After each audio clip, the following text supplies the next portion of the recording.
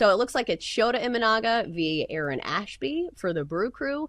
And it is, let's see what this price reads. I would imagine the Brewers are probably favored in this game. They are minus 125, and the Cubs are plus 105, total of 8 runs. So in game one, the Brew Crew put the beat down on the Cubs and scored a bunch of runs. So, Jenks, do you think it's more of the same for the Brewers today?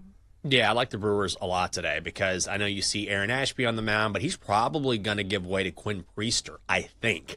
So that's sort of the plan. But even if he, yeah. So, and Aaron Ashby's been really good, right? So I know he's a member of the bullpen. And even if they don't go with Quinn Priester, I mean, that needs to be verified. That's what I keep reading.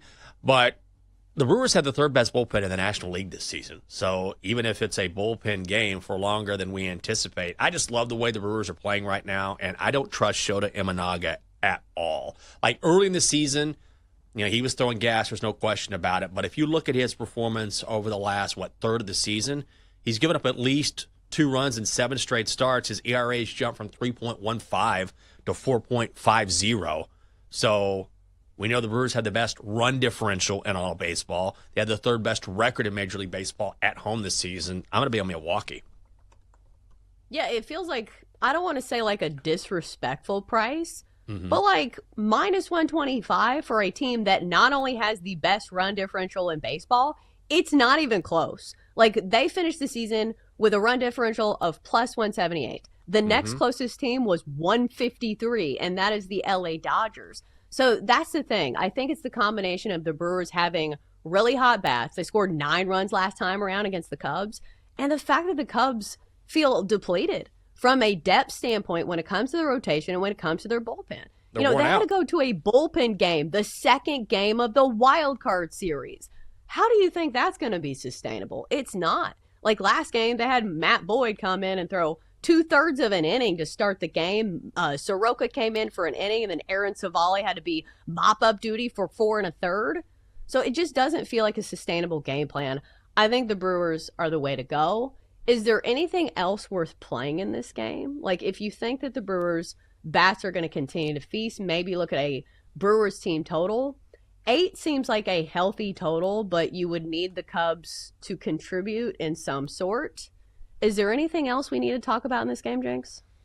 I'm trying to think of how else I would play it. I would probably just stick with the Brewers. Maybe you go maybe go on a Brewers team total. Maybe that's the way to go. I just cannot emphasize enough that I don't trust Shota. Like I was on him early until I kept riding him and it kept blowing back in my face. And I was like, oh, okay. He had a bad outing. I'm like, whatever. It's one bad outing, but then it was another bad outing. And look, he's absolutely capable of coming out tonight and dominating. He certainly has that type of stuff available. But we just haven't seen it in so long.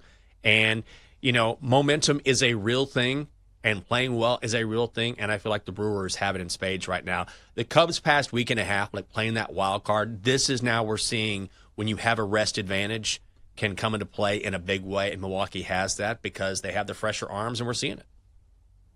Yeah, you could look at total outs for Shota Imanaga. It feels very low. And listen, there's some sticker shock when you look at total outs plays in the postseason because the hook is a lot shorter. So it's 12.5 for Shota tonight, which means that if he goes over 4 innings, he hits the over, but under is minus 118. I feel like that's probably worth a look. Last time around, he went 4 innings. Should be noted that he did not start that game against the Padres, so it was kind of a weird thing there. But especially when your team is already down 1-0. Like, I just feel like it's going to be a little bit of desperation brewing for the Cubs. So I wouldn't be surprised if he doesn't make it 4 innings. Yeah, I don't mind that at all. So I really think a lot of people are going to look at this and say Shota versus Aaron Ashby, but Ashby will not go long. Like, he will go 1 or 2 innings tops. And then I think they bring in Priester, and it's going to be like, ooh, okay, here we go. I mean, maybe you could live bet this as well, which I normally don't do, but the Brewers have been very good to us, particularly when they're playing at home, so I'm going to stick with that. Yeah, Aaron Ashby's out total is 5.5. So clearly the books are not expecting him to go very deep in this game. But I'm wondering if there's still value on the Brewers in the futures market, because we talk about them as being undervalued the whole, season long. And again, they have all these great numbers. to their advantage, and I'm looking for World Series props. Brewers still plus 550. I think that's a solid play to win the World Series.